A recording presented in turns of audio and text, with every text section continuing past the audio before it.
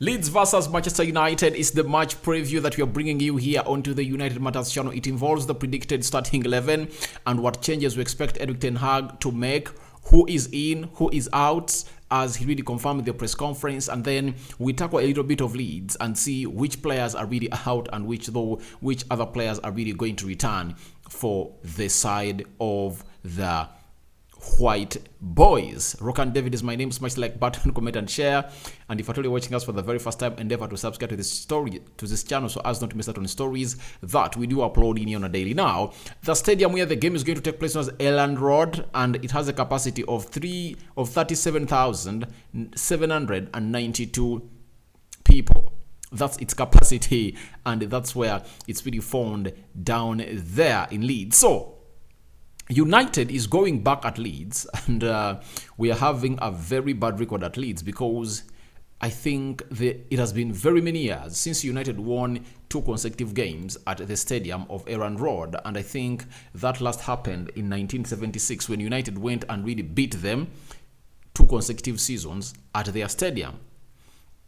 When Rangnick went there, that is last season, he beat them by 4-2. You remember that very well. Freddy, is it Bruno Fernandes, and Elanga score with the score sheet. I think even Bruno scored a brace, if I'm not mistaken. Now, for the other time when we are going to go there, we have just played them at Old Trafford and we drew 2-2. Now, we are going to go at Elland Road, a game that is not going to seem very easy in there for you. Though, when you look at the stats of Leeds and how they've been performing at home, they are really bad, because we are being told by Google that Leeds have won just one of their last 8 Premier League home games, 4 draws and 3 losses, beating Bournemouth 4-3 in November. Their last 2 at Elland Road have both finished level, 2-2 versus West Ham and 0-0 versus Brentford. So it shows you that they've not been performing well at home, but we know what we call the new manager bounce back. However much, they have not yet announced a permanent manager. There is an interim. He's like a new manager. And players might be really willing to do what the manager really wants them to do. And according to my understanding, the assistant managers have always known the reason as to why the teams are really not performing well, especially teams like Leeds. Look, I give you an example. Way back in 2017, 2016, each and every time Diego Simeone was suspended and he was not on the touchline, his assistant came in through and Atletico Madrid played a better, more attractive game of football. But this other manager, when it comes in through Diego Simeone, things change. So it shows you that the assistant managers always know why the players are really not delivering on the field of play. So that's why I'm 100% sure that it's like a new manager bounce that has really went ahead to affect Arsenal at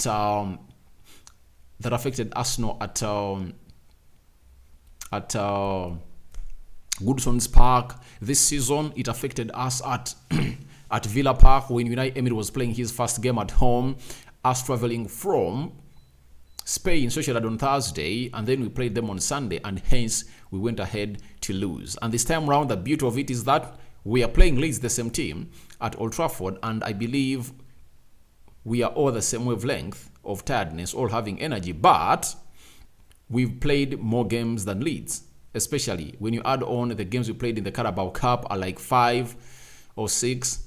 FA Cup, we played like 2 games. We played 6 games of the Carabao Cup, meaning that our players have been playing more and more games than Leeds. So that calls in for us to really be on a very bad side of really winning against Leeds, because the intensity they are going to put on United is really going to be high. And Ten Hag needs to apply new techniques of really stopping the enemy to come in through and really do the needful to the club of Manchester United, because the way they really came early on us and scored the first goal in 1 minute, and 3 minutes into the second half they scored the second one, shows you that their game plan was to go on and really use both halves to go ahead and really get that early goal. Now, if that happened at Old Trafford, they're not going to change their game plan. They are going to come looking for an early goal at Elland Road too. So Ten Hag needs to find ways of combating them not to come into the play that they want. Now,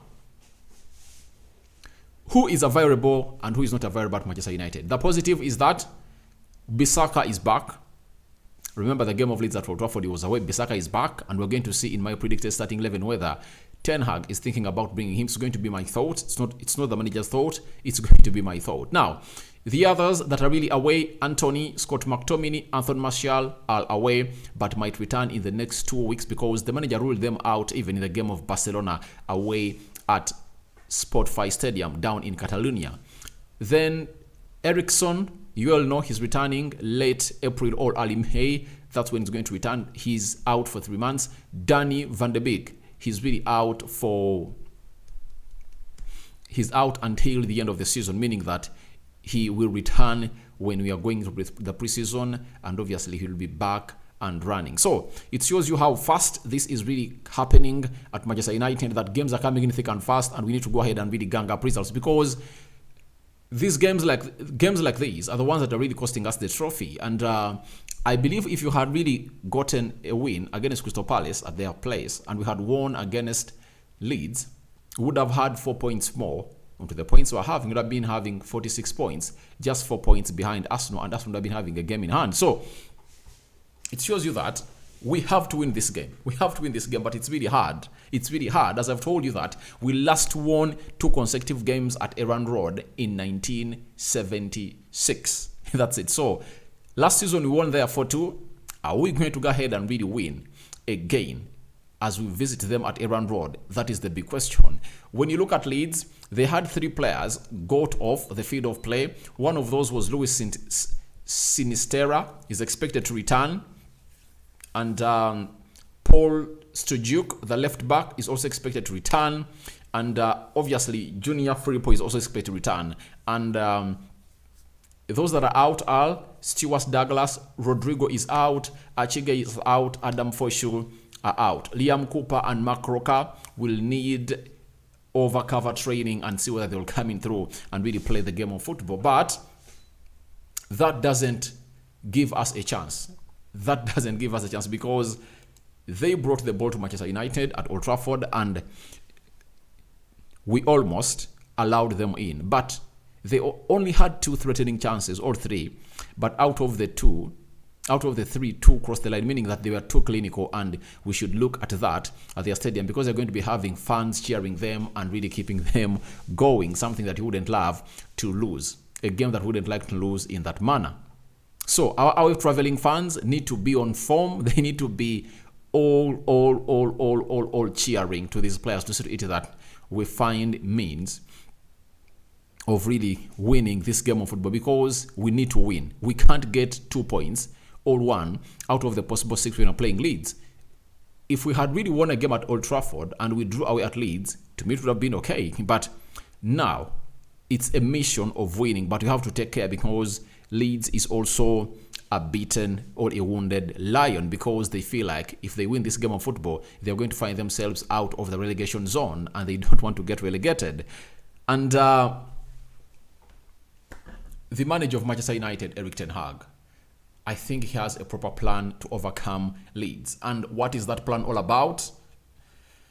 That's what we are going into right about now. The plan is as follows. The plan is as follows. Obviously, the system won't change. It's going to be a 4-2-3-1. That is the system that we are accustomed to at Manchester United. And obviously, we go to what the field of play is going to be like. Now, David De Gea had nothing to do in that game of football. The only save that really came to him that he could save, he saved it. All those 2 goals that really went in, he had nowhere to save them. That's it. Now, let's start with the goalkeeper. Obviously, it's going to be David De Gea. That's no doubt. But there is a record that is going to say it as the first goalkeeper in the Premier League to do something, and allow me throw it onto your screen and know what David De Gea is all going to be about. Now, David De Gea, if he starts the game on Sunday, he will become the first non-British player to make more than 400 Premier League appearances for one club, should he start against Leeds United as expected this weekend. So it shows you that he has been here for so long. And for those that really saw him come to Manchester United in 2011 when Edwin van der Sar retired after that Champions League loss to Barcelona, And those goals of Luis Suarez, Lionel Messi, that really overstretched him out. And he said, I'm going to retirement. Sir Alex Ferguson was requesting him to add him one more year. He said, I promised you that I'm going to add you one more year. And obviously, that is it. I'm calling it quits. So he hung up his boots and went to Netherlands, where he's now the CEO of Ajax and doing a very good job down there. So he came in through at the age of 19, and very many people criticized him because of his poor cross reading, but later he became one of the best goalkeepers in the world. And when you talk about world-class goalkeepers, obviously David De Gea is one of those. And what shows you that he's really world-class, you can't keep playing for Manchester United and make 400 appearances when you are just a usual goalkeeper.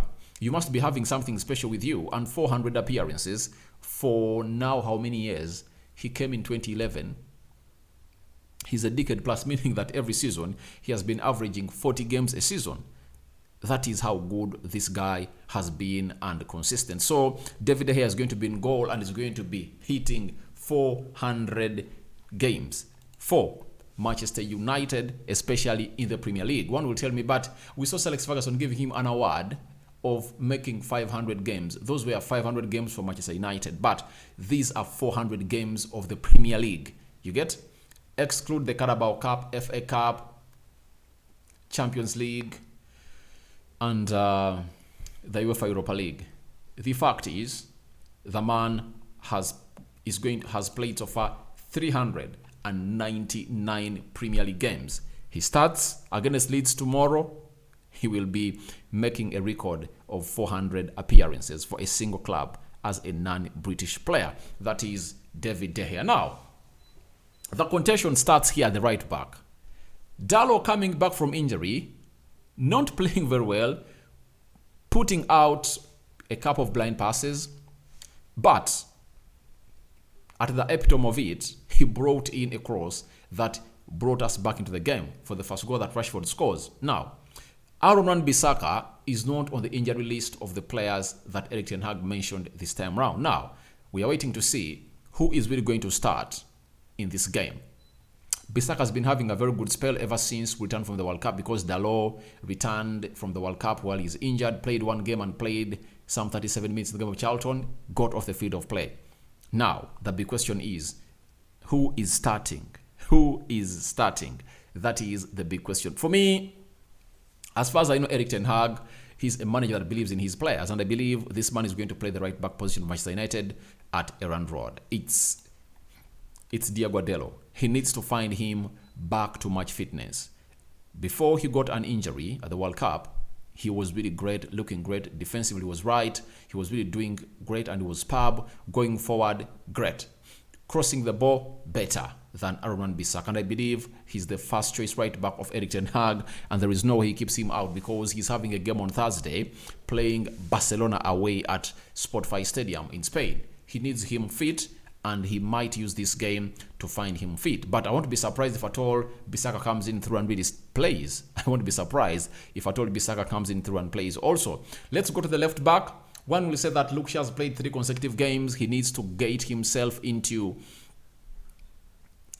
some bit of rest, because he's going to play in the central defense when you're playing Barcelona, and the manager might go all with Tyrell Malacia. But in a game of this magnitude, I believe you're supposed to go with your full force. You're supposed to go with your full force. I believe Tyrell Malacia might even play away in Barcelona, by the way, because Luke Shaw is going to be playing in the central defense. So I think Tyrell Malacia is not going to feature into this game. This guy is going to play into the left back of United, that is Luke Shaw, creating an assist in the game of Crystal Palace, and in the second goal that Sancho scores, he had a hand, because he's the one who really tries to do a cutback. The cutback is deflected by the defender of Leeds, then it falls on the foot of Sancho. Sancho takes one extra touch and obviously curls that ball into the back of the net to make it 2-2 at Old Trafford, meaning that he is in a very exquisite form, all a splendid form, that is Luke Shaw. Central defense, I believe it's going to be unchanged. You need your best central defenders if at all you're going to go play away at Leeds. Ten Hag knows it better, and that's going to call for Lisandro Martinez-Licha and Rafael Varane to play into that central defense, because you need your best defenders. I believe the game where he might change is the game of Leicester City. That's when he might bring in maybe Lindelof and maybe Lisandro Martinez. But this time around, I don't see him really trying to risk and maybe bring Harry Maguire or Lindelof in the central defense. He's going to go with his central defenders that are really good and great. That is Lisandro Martinez and Rafael Varane, who have really kept us going in very many games. Now, here is where another contention comes in through, because I know the first contention in the comment section is going to be about Delo versus Bissaka. Now, the other contention is the double pivot. Freddie and Sabitzer played, but Freddie really looked very, very bad on the day. Is he going to bring him back to play in that pivot?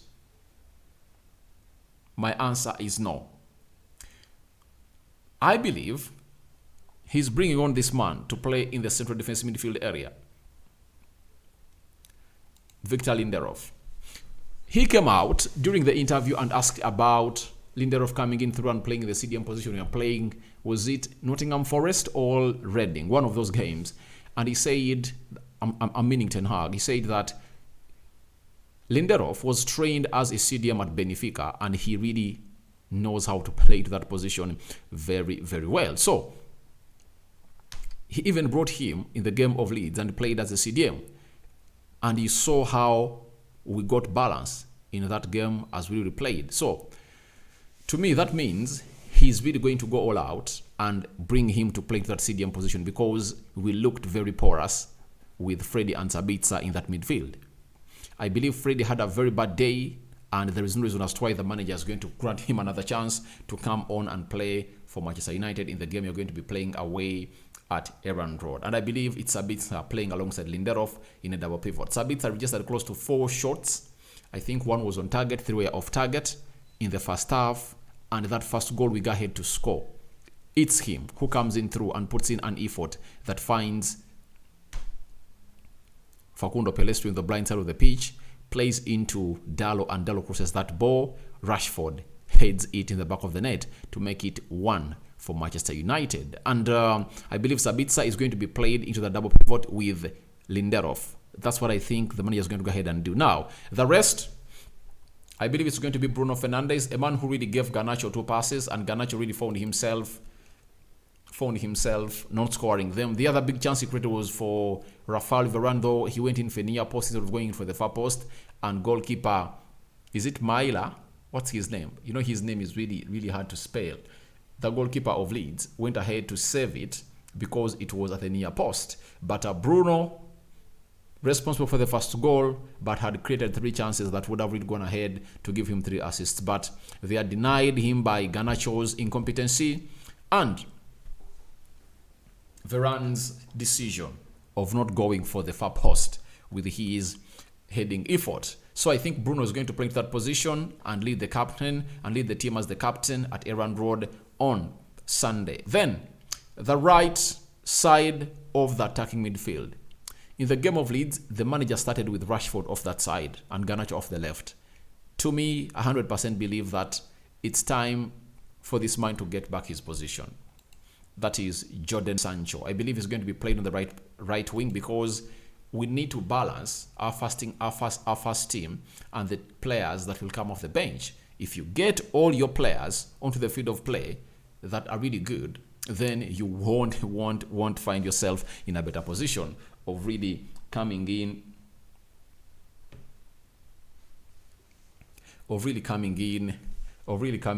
and do the needful of saving your game if at all it goes the wrong way in the first half or second half. Now, on the left, I believe it's going to be Marcus Rashford, man on fire, 20 season goals for Manchester United. I think he scored his 11th goal in the Premier League, and in the other competitions, he has gathered 9 goals. That is Marcus Rashford, and he's really on fire. He's firing in left, right, and center, and the positive in that game is that he scores another goal of a header. That is his 3rd goal in the season, scoring with his head. The first goal came against Sheffield. The second one came against West Ham. The 3rd one came against Leeds. Meaning headers, scoring with his head, meaning that he is a far more improved player and is going on to show to it that he is being coached by Erik ten Hag, and Ben McCarthy is improving him and turning him into a very, very good striker. Now, I've had very many stories coming in from Sun Sport, that Ten Hag is going to really not start Weghorst.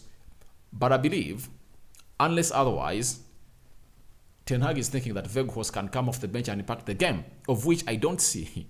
I don't see Weghorst coming off the bench and impact the game. And if he can't come off the bench and impact the game, you need to start him in this game of football. That's it. You need to start him to lead that line, and when he leads that line, towards the 70th minute, you take him off, bring on Alejandro Garnacho to play off the left, maybe Facundo Perez to play off the right, or Elanga, and you let Rashford lead the line. You get? That is it. That's what I really believe it should be like in this game of Leeds. Because if you take Weghorst off the starting 11 and put him on the bench, that means he's really going to be a sub that they're not going to use. Unless otherwise we are leading the game. But if you are losing the game, you can't use him. And the best way to come up and be a very calculative manager is to start Rashford off the left, because you saw to it that when Garnacho started off the left, he missed out on very many chances, and we don't want to really give our opponents any chance. Let's play every player we have in his better position and where he gives United all the best that we deserve in this beautiful game of football. So I believe in